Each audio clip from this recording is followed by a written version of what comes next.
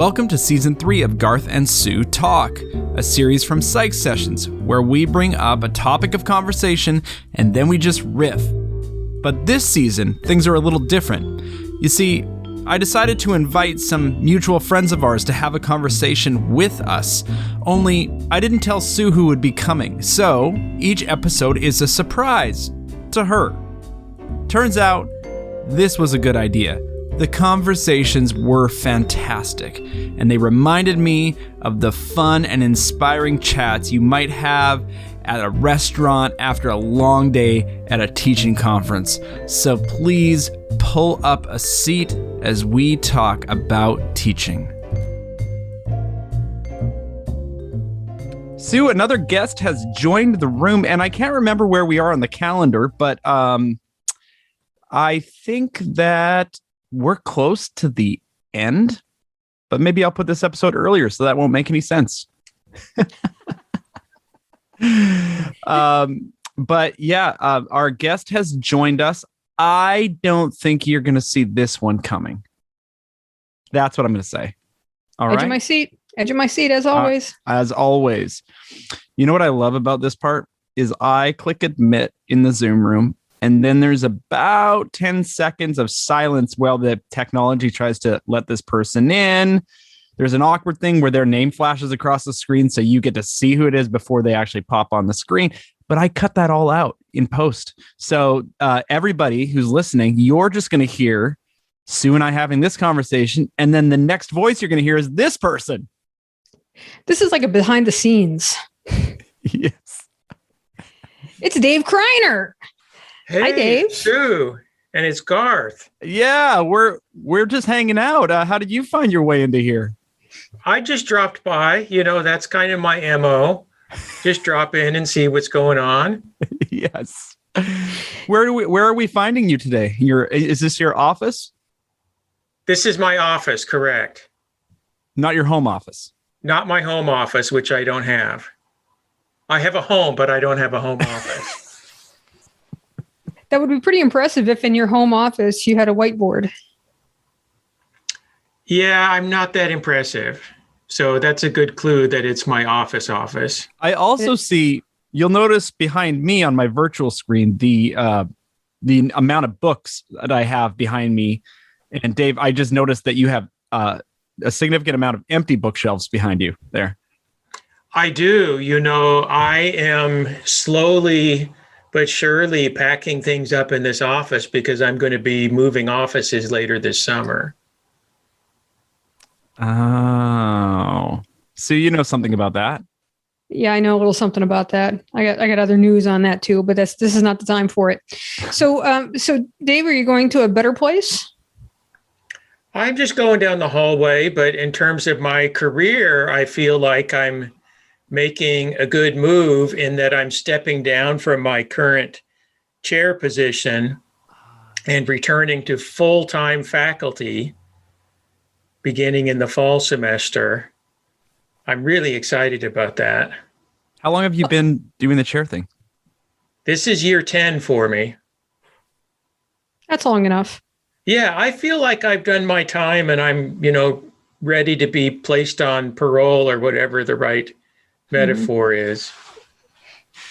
What does that mean at your institution that you, and you must not even remember what this next part is like because it was 10 years ago.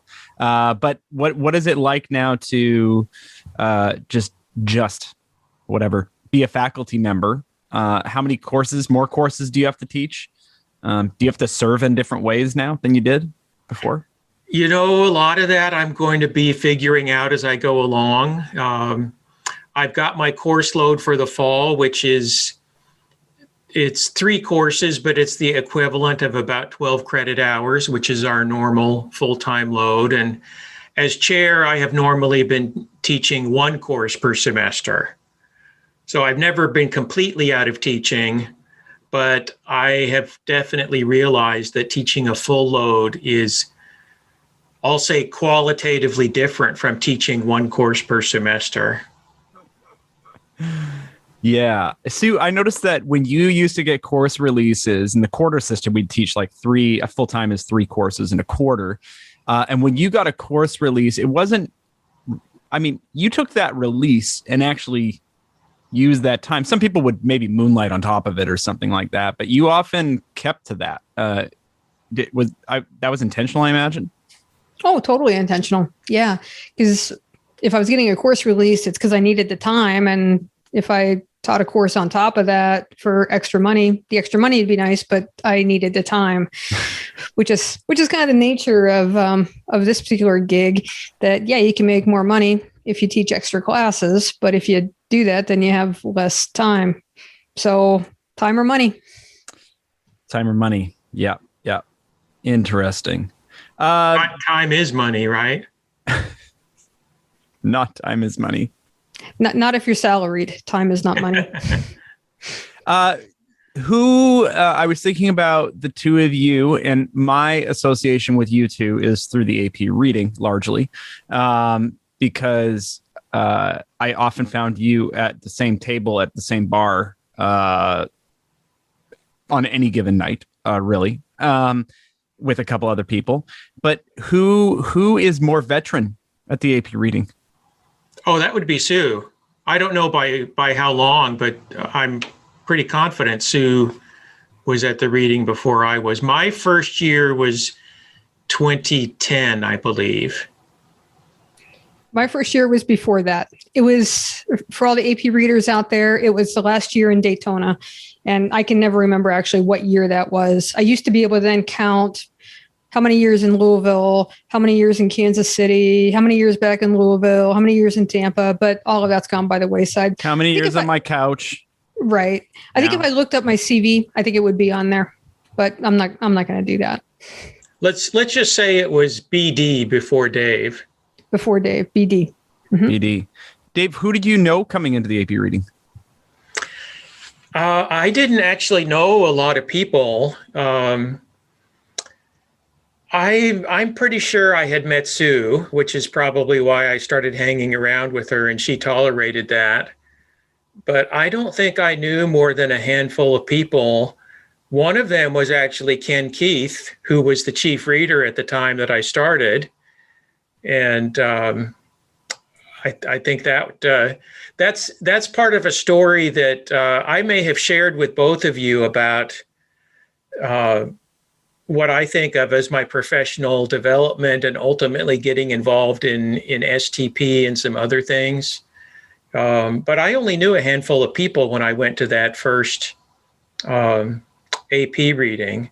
Liz Hammer was one of the people that I knew. Those are kind of high up people. So how did you know these folks?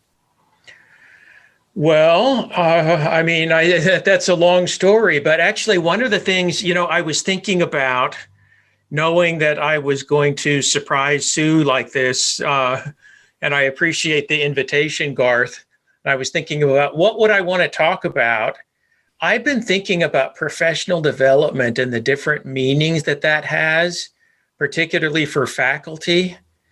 And, often when we think about professional development, we think about going to a workshop, bringing a speaker in who's going to help us learn a new skill, going to a conference, and going to a session for a specific purpose. Hey, I want to learn how to use this technology, or I want to learn this particular skill or this particular content.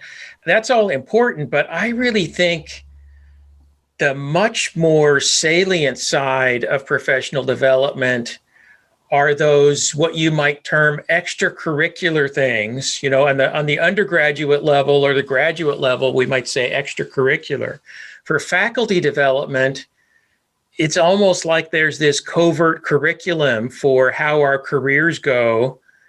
And I think a lot about how my career has gone, the opportunities I've had, including the AP reading and things that came out of that, and how it had to do with connections with people. And you mentioned, higher up people. I never thought of them that way, really. I just thought of them as cool people that I talked to, and ultimately one connection led to another, which led to another, which led to a lot of opportunities in some cases. Yeah. What's Sue, what do you think the interaction is, or how do you think that, the typical, okay, I'll give you an example. I was telling a friend of mine got a job at a community college in California. And I said, hey, how does your college break down your work? Like, so for me, it's 75% teaching responsibility. And then there is like a service to the college component. And then there's a professional development component. But now when my college says professional development, and maybe when we think about this in higher ed, they have something in mind. So how does that compare to what Dave is saying that is maybe kind of non-traditional professional development? It doesn't. Right. I don't think any institution thinks in those terms, but everybody who is higher up in that institution has had exactly that same experience, that they don't get into positions of leadership without knowing a whole bunch of people. One of our former members of the board of trustees at our college has attended all kinds of board of trustees conference things around the country, whatever it is that they do, and their professional organizations. And he knows a lot of people. And the more people you know, the more opportunities you'll have. And I love that you brought this topic, Dave, because, of course, since the previous interviews that Garth and I have done with the special guests haven't been released yet, you haven't heard them, but it's a recurring theme throughout them that it's getting to know people. We talked about it. I think Garth and I did an episode just on the AP reading that's already been released. And that was one of my big points there too, is that, yeah, you learn how to get better at creating a rubric, and you get better at using a rubric, and you get faster at grading and better at writing essays. All of that's true. But to be able to hang out with 500 people who care deeply about teaching intro psych, you can't help but learn. Dave, what's your background? What's your area again? Cognitive is my main area. Cognitive. Yeah. Okay. Well, I was hoping for social in this instance, but I'll take cognitive. Sorry. Yeah. No, you're always letting us down. Well, these are the variables, right? There are so many variables that are in play in a professional development situation like this. But one of the things that I think about is, why are we, and maybe you are, why are we not connected as much to our local faculty colleagues as we sometimes feel when we are traveling somewhere to a conference? And I think probably it's the getting away. I don't know, but maybe we can just play with this a little bit. What is it? I've made some lifelong friends in the National Teaching of Psychology world, many actually. And that same thing hasn't happened, at least not quite as organically as my experience, like on my campus. Thoughts? Yeah, I think that's a really interesting observation, Garth. And I've certainly noticed it myself. One thing I would speculate on would be, even within a psych department, faculty have different priorities, different areas that they sort of identify as their specialty. I think in many cases, particularly at colleges and universities, faculty tend to identify their specialty as being essentially the area that they studied in graduate school, or the area that they do the most research on, whether that's cognitive or social developmental. And that's where they kind of see their professional identity. I took a few years to figure it out, but I figured out that my identity was as a teacher. And to me, that's why some of those connections at things like the AP reading, at the teaching oriented conferences, even at the big conventions like APA or APS, what I'm doing is I'm talking with my teaching of psychology world colleagues. And I think that's why. I think it's that common interest. I think it goes a little deeper than that. That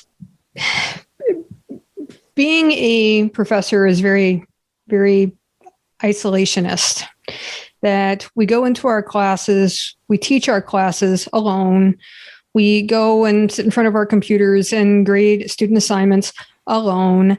And our colleagues, they're teaching at different times. They're grading at different times. They're locked away in their offices. Right now, they're locked away at home for many of us. And we just don't have the social interaction that in the evening, we've all got families. We got other responsibilities. We got other things we got to do. But when we attend a conference, or even more intensely, the AP reading, where you're all doing the same thing day in and day out. And then at 5 o'clock, you're free to go. Your family's not there. You have nothing else to do but hang out with your friends. So you've got at least 7 or 8 nights of just hanging out with people. And that would never happen on my campus. Like, there's nobody that I want to spend every day with. Like, every evening, okay, we hit the bar. No. I like you all. I do, but not that much. Yeah. Whereas, and boy, that would be a commitment too, because once you're committed for the week, then you're committed for the next week and the week after that. And for those of you on semesters, that's 15 or 16 weeks of commitment of having to see these people every evening. Whereas for the AP reading, it's a very finite period of time, but it's very intense. Yeah. Yeah. So I agree with both. Dave, I like what you said about teaching kind of undercuts discipline area, where we may think of ourselves, and I was just kind of like thinking about the word, our role. We all have our roles at our institutions, and then you get put into a conference or the AP reading or something like that, and your role is equal. I mean, the thing that it's the lowest common denominator, it's teacher. And I wonder if that's not the reason that we have such and I hope people feel this way, and, but a community of where people feel kind of equal to each other. The master's degree holding versus the PhD versus the high school teacher of psychology. There is this commonality of teacher, which very few of us got trained to be an expert in. And so it is the great equalizer in some ways to walk into a room full of teachers.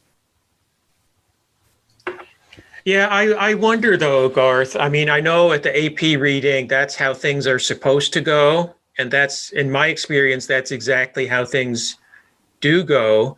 But I don't think it has to be that way. I think it depends on the group of people who are there.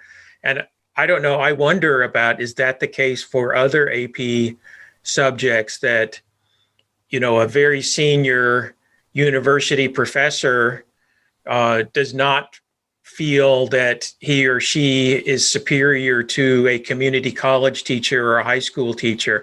I hope that's the case, that they all feel like they're on the same team and they're on the same level.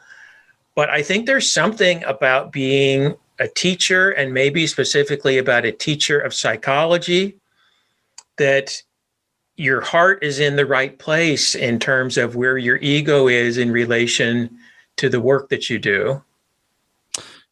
That's an interesting question that I have thought about and has been around the AP reading conversations over the years, which is, how do other disciplines experience this? I would love to believe that it is different, but I feel like it might be an in-group trap to think that way. And I don't know. Sue? Yeah, that's probably the case. I also don't think that for many years, many years, the AP psychology reading has shared space with other disciplines. And it varies from year to year what the discipline is, depending on the size of the venue and so on. But historically, what I have heard is that other AP groups are not necessarily as social as we are. Spanish, I think, is an exception to that. But there have been many years where some organized event has happened through the psychology group, and another batch of readers is there, and they're like, hey, we heard that you all are doing X. We're not doing anything over here. Can we hop on and join you at the baseball game? Sure, come along. So I think there is something pretty special about psychology. I think part of it is just the culture that has developed over time. But I also don't think that it's as egalitarian in psychology as what you may have just portrayed it. I think it's easy for those of us on the college end to feel that, to feel like we're all on an even playing field. We recently, Garth and I, had Linda Wolf in as a guest, so you can listen to that as part of this podcast series. And Linda will be the first one to tell you that there are a whole bunch of high school teachers out there who can teach intro way better than a whole bunch of college instructors, herself included. So I think that it's easy for us at the college level to see that and to appreciate that and to know exactly what the high school teachers are bringing to the table and to see us as being equal. I don't know that a lot of high school teachers feel that same way. I don't know that they would. I can think of several who are like, yeah, totally. But the run-of-the-mill high school teacher, I don't know. It would be a really interesting question the next time we're actually at a reading with people. Yeah. And I could see that. I mean, as a master's degree holding psychology professor, even though I feel like my teaching skills are probably up to par with the whole community, I am reminded quite often of the fact that I lack this, the three letters behind my name. And so, yeah, I hear you. It is interesting to think about. Those differences do exist. You can't say they don't exist. They do.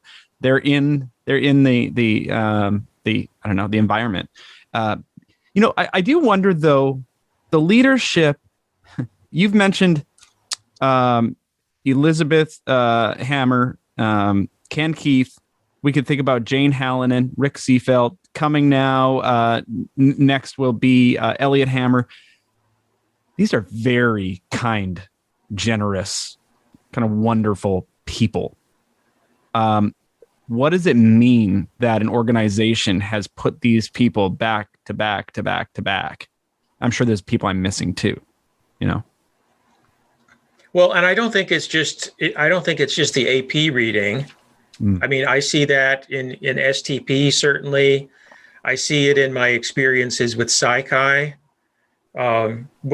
Maybe that's why I gravitate towards organizations like that, because those are the people that those organizations value, and that's what I find to be rewarding.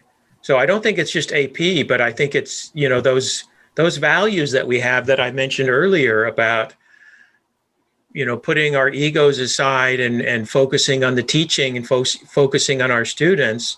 And I think that's what comes across when you see the types of leaders that you mentioned. And I by the way, I would include the both of you in that category for sure. That we're kind?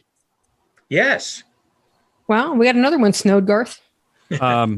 Yeah, Dave, we'll talk off the record about what's her face here. Yeah, no, it's interesting. Whose story is it?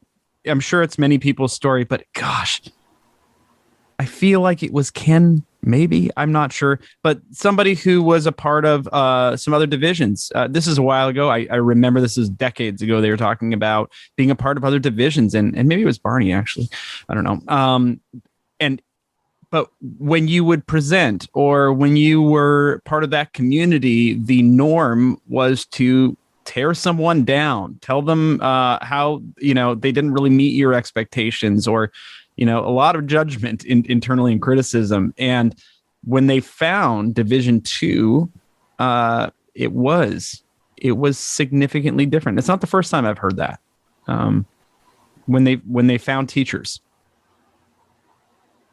Yeah, I've heard that story a lot too.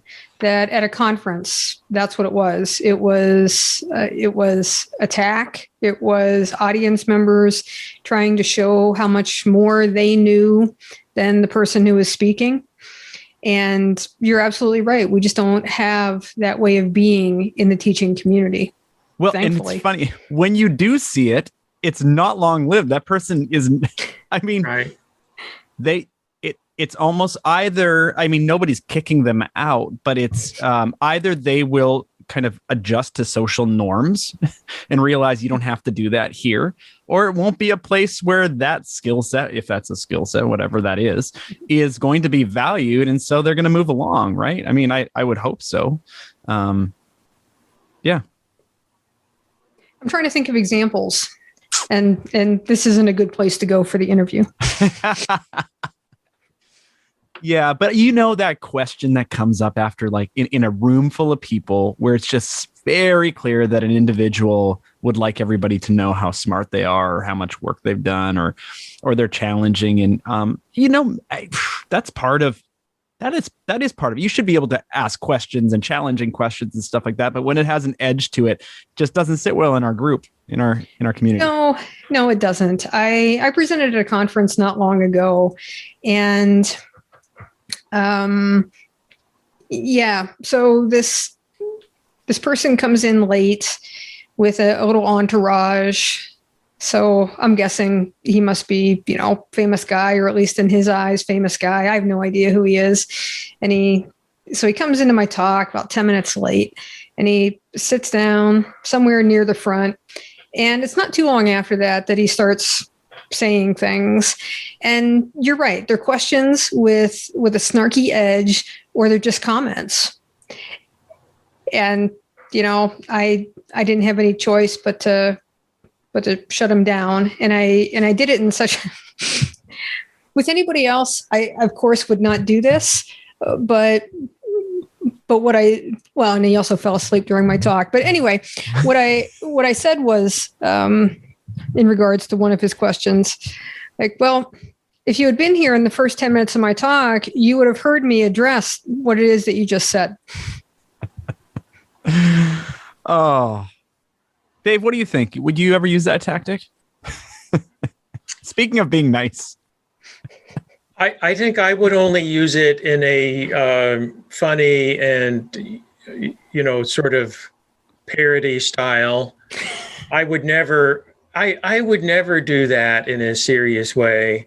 I mean, there are ways we all know to provide constructive feedback if we feel like somebody is not on the right track.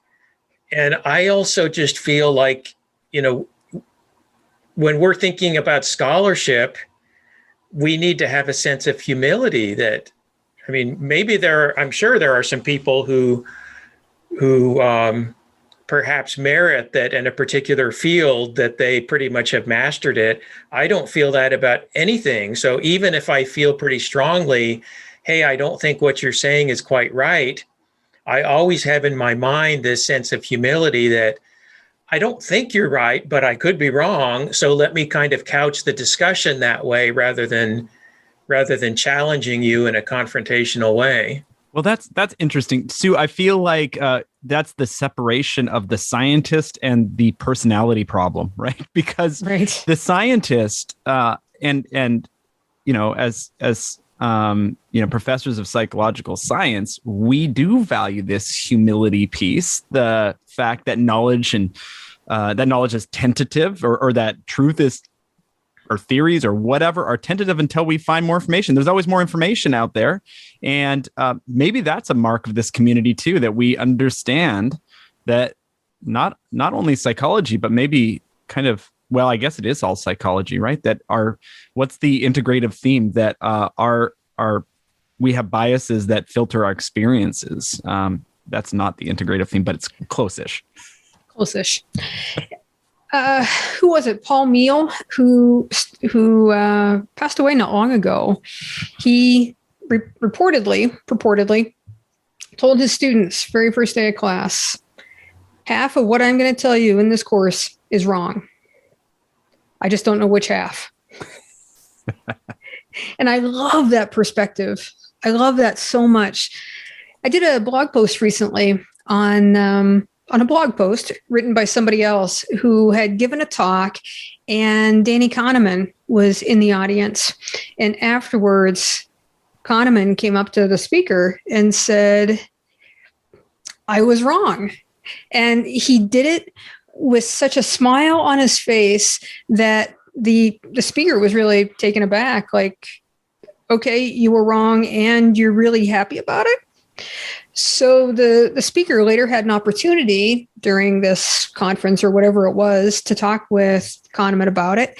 And what Kahneman said was, I like being wrong, because every time I'm wrong, I'm closer to being right. Not his phrasing, that's my paraphrase. But every time I learn that I'm wrong, I've learned something new, and I'm closer to the goal. Yeah, that's just beautiful. And when you think about that attitude applied to teaching, none of us are ever to the point where we are the perfect teacher. And if we have that attitude, then we're always open to, I can pick up something from you, and maybe you can pick up something from me, and we can get better at what we do. Right now, I'm serving on our tenure review committee. So all applications, all people going through the tenure process come through us. And we're the last step for approval before it goes on to the president and then the board of trustees. And what I've been saying in that group is exactly what you're saying, Dave, that we can have an instructor come in, they've never taught before, in their first term, they absolutely suck, and the students know it. But if that instructor says, okay, well, I got to do something differently here. So I've dug into the research. There's evidence for trying these 3 things. My committee is suggesting I do these 2 things. So I'm going to go ahead and implement those. Let me give those a shot. And they try it, and they all flop. Then the person comes back and says, okay, I tried these, they all flopped. I think it was for these reasons. These 2, I'm going to try again and tweak them a little bit. But these others, I just don't think it's going to work for whatever reason. So let me go out and I'm going to find some other stuff that I can try. So somebody who is interested in always improving is what I want. Occasionally we get the instructor who comes in who feels like they've got it down, and they're not interested in trying anything new. They're not interested in listening to the suggestions of their committee. They might be very good, but there are always places where we can improve. And as our student population changes, we got to pay attention to that. So, and then of course, it's just us aging. I gave up a long time ago on cultural examples. I'm so far culturally out of touch, it's not even funny. But at one time I was in touch. So even though I had it all down, I was perfect, Dave. I was in my early 30s. I was the perfect teacher. And then the stupid demographics changed and culture changed. And suddenly it looked like I didn't know what I was doing anymore. Well, let me give you a little tip on that, Sue. And that is that your cultural examples that are now out of date, you just transfer those. So those are now historical tidbits. That's what I do. Teach a little bit of history. I love history. That's a pro tip, Dave. That's a pro tip. I did notice that I could hold on to a couple of my friends' examples, the TV show Friends, only because some of my students get really excited because they recognize it, because they've seen the reruns and they're like, oh, I remember that. Say 4 of my students. Yeah. I'm reading, I just finished Steve Martin's book, Born Standing Up, and which is a great read. If anybody is, I don't know. I didn't even like Steve Martin beforehand. I didn't get him. Now I do. And at the end, he's like looking back over his comedic career and especially his stand-up routine, which is a ton like teaching, as I was listening to it, and, just the tweaking, and there's always improving, looking really critically at every single part. But in the end, he said that he there's a temptation to say, I learned how to perfectly predict the laugh or perfectly do it. And he said, but that would have been the most boring form of heaven to actually get there. And it didn't, after however many decades he tried to do it, he could never, there was always a surprise element. But I thought about that with teaching, which in that if you aren't taking risk, if you aren't analyzing, reflecting, trying new things, if you believe that there is this perfect way to do it and you have somehow or a perfect or the best way, best practices. I've always had a problem with best practices because if it's the best, why would I do anything else anymore? So if those things are not valued, then we stall out. I mean, maybe this is one of the many recipes for burnout, which is not getting that energy, which is another thing that happens at conferences. And when we get together is I hear Sue talking about some new teaching methods she's using. And I'm like, wait, what? I think that's really energizing. You say, wait, what? Because you think I've already had it all perfected. Yeah. What are you doing? You're perfect. Right. Why am I changing something? But it's boring if you never change anything. And I've had times where I have dramatically changed the format of a class, and then it didn't go as well as it did before, and I rethought that the next time. But I would rather do that than just keep doing exactly the same thing every time through and not opening up that opportunity to improve. Yeah.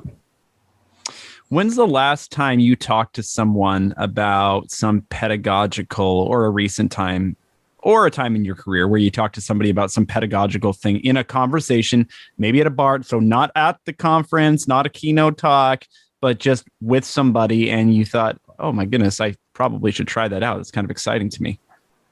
Anything occur to you? I'll start with the silence. Well, you set the bar pretty high there with pretty exciting. Like, I don't. Dave and I are both pretty mellow people.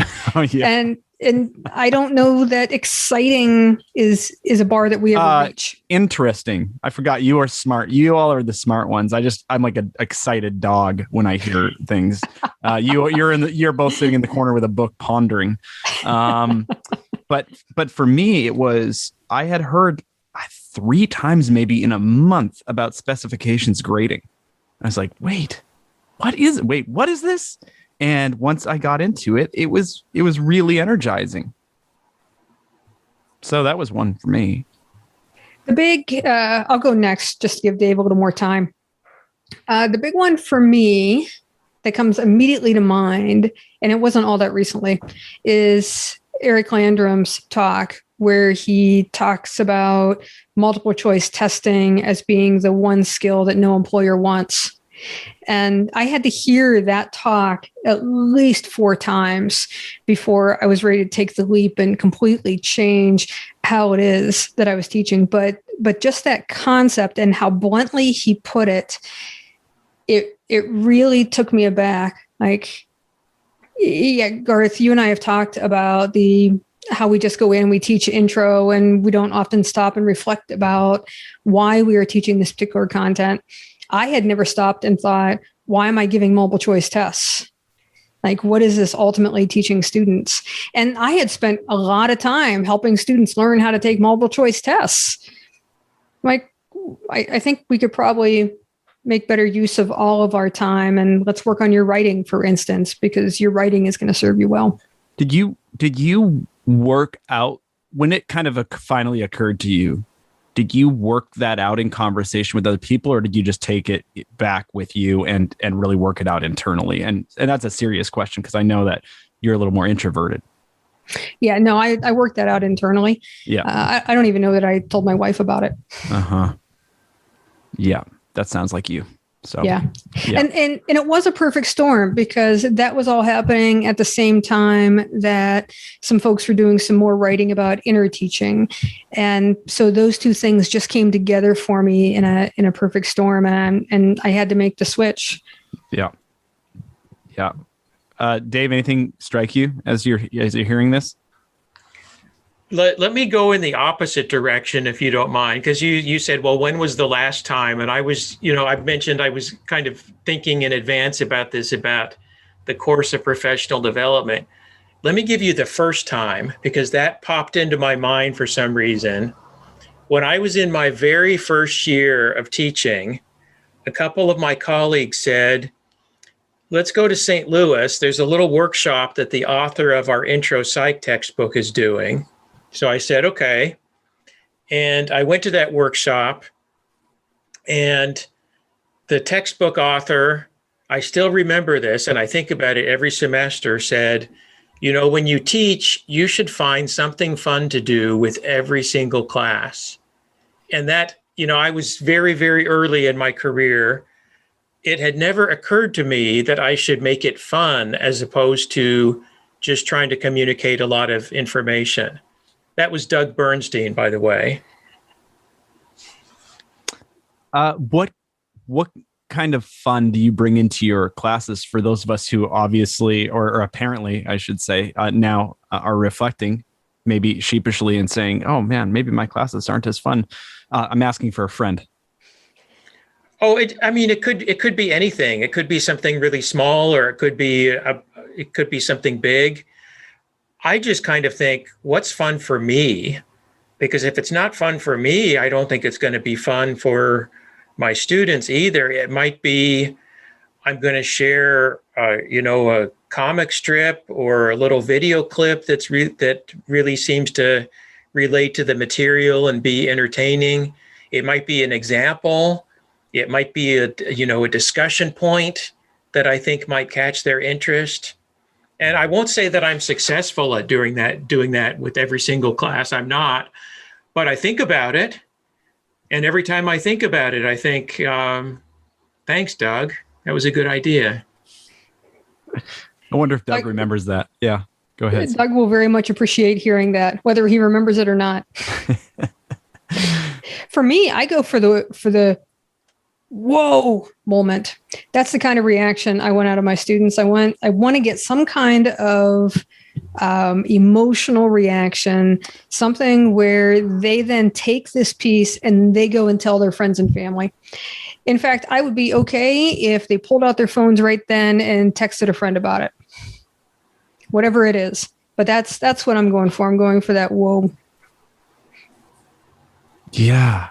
I don't know what I'm going for, but those both sound great. But yeah, what kind of experience are we giving our students in the course? I think I would, maybe this will sound like I am, the boring one of the group, which might be true actually. But I think about those, and because I teach a lot of intro psych, and you both do as well. And in that course, that transformative piece of, wait, what? This course can improve my life, like getting that, just sprinkling it in. I don't think they believe it in the first, couple weeks, but when they leave and write that on that evaluation, and it doesn't happen all the time, obviously, but if somebody gets it, that I had no idea that this course would have such a positive impact on my life. And I always talk about in terms of your personal life, your academic life, and your career later on. And if I can get them to start saying that and buying into that, that's really, really special to me. So yeah. And intro psych can do that. I guess psychology can do that. That's why that's my favorite course to teach. Exactly. Yep. Yeah. The whole thing is a blast. It's just a blast. We have to work a little hard at the beginning, unfortunately, because so many intro psych textbooks start with a little history of psychology, with research methods, and then, okay, let's talk about neurons. And I think there can be really some interesting stuff that can be embedded in all of that. But it's generally, you got to work hard to get the whoa moments out of some of that content. Later on, it's easier. Yeah. Wundt is not all that exciting, I think, for like the first week of an intro class. In a history of psych class, I think Wundt can be very exciting once you kind of understand the context. But to introduce somebody, that's probably not the ideal starting place. Yeah, that's an interesting thought in intro psych, because who is it? Is it Jane?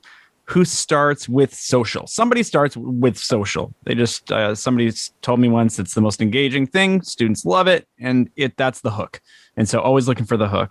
I want to say I tried that once, but right now it's my second chapter. The first chapter is the science of psychology. And I think I put it there because I really, as a foundation, but I also really want to emphasize psychology as a science and teach about that. But I might need the hook before that. I feel like, we could hook them better with some of the really interesting studies that we have to offer. I'm not sure. I've always wondered if a textbook would work, if a course would work, if research methods were embedded. So sure, start with chapter 1, whatever you want, biopsych. You could start with biopsych, or you start with social or memory or whatever it is. And then somewhere in there, introduce students to the concept of correlation.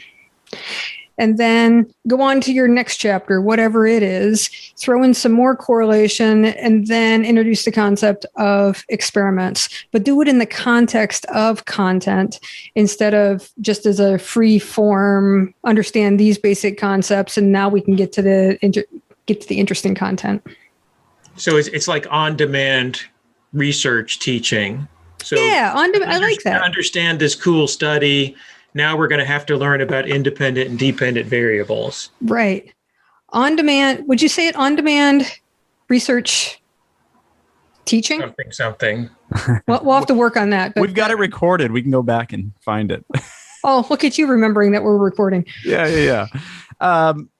That's really interesting because I think it would occur to veteran teachers of intro psych that this is really important. We need to carry it through, right? This is foundational. We need to revisit it a lot. And even some of those books might do that to some extent. But to the early career instructor or the graduate student, and I remember being in this position, you don't understand that the first chapter is not just a chapter like the rest of them are just content chapters. You're just teaching through the book, right? So you don't revisit those things. So it would be really nice to have it. And this new term I'm using is baked in instead of on demand, but baked in, where you get this by just doing the stuff. You get that as well, because it has been really thoughtfully considered and weaved in throughout on demand. Baked in sounds better, I have to say. Baked in, copyright. And it gives you a B and an I. So having the consonant and then the vowel, you're right on the way to a very good acronym. Oh yeah, that's right. And I'm certain that a certain Regan Grung would be able to help us with that. Yes, he will. Well, it has been an absolute pleasure to chat with you both, to have this conversation. Dave, I want to just make sure that we get out of here with the times that we kind of promised everyone. So thanks for coming to do this, and best of luck on your transition back into full-time teaching. Yeah, I'm very excited about it. I'm going to be a reformed administrator in a matter of a few weeks here. Wow. That's so great. Good for you, and welcome back. Thank you. It's amazing that you've been able to keep up the professional development pace you have kept up over the last 10 years with all of that going on, because it's a huge job.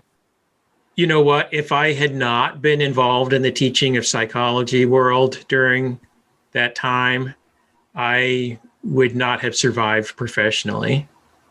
Did the AHDP folks, associate heads of department, whatever that is that going to be? You can correct me. Is that going to feel like quite a loss? Did that become your community as well? That certainly became a part of my community, and yeah, I'm already feeling the loss of that. So I finished my term as chair of that group last year. And so I was already kind of anticipating that I would be making this move.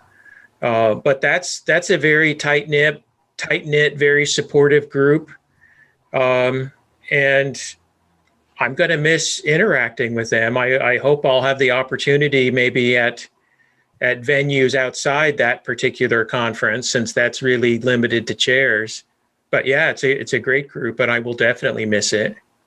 Right. And for those of you who are going to be chair or department head at some point, do check out that group. I had the opportunity to come visit you all one time, and it was, I mean, that is a really, really great group of folks. And I think we've talked to one of Sue's colleagues who was a division chair for a number of years at Highline College. I think that can be a very lonely position, especially when you're taken out of the department and put into that position. So having that, I think, just coming back full circle, that group of people who really understands what it is to do that and all of the dynamics in play is really important. So check that out if some of you are moving into those administrative positions. All right. Anything else? We good? Good. It's been great. Thanks for including me. Yeah. Well, it was our pleasure, especially Sue's. Thanks, Garth. And thank you, Dave. It's always a pleasure seeing you. It feels like it's been too long. Definitely. Well, take care. Nice talking with both of you.